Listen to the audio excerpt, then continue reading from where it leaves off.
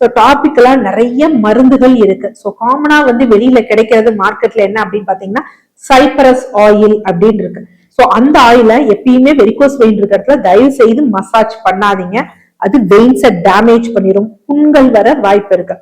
So லைட்டா அந்த veins இருக்கிறதுலே மேல தேய்த்துக்கிட்டே இருக்கணும். இது தேய்ச்ச உடனே எவ்வளவு நாள்ல போகும் டாக்டர் அப்படின்னா, இந்த பிளட் வெசல் இந்த தசை டேமேஜ் ஆகுறது ஒரு நாள் 2 நாள் இல்ல, ரொம்ப காலமா இருந்து வந்ததுதான்.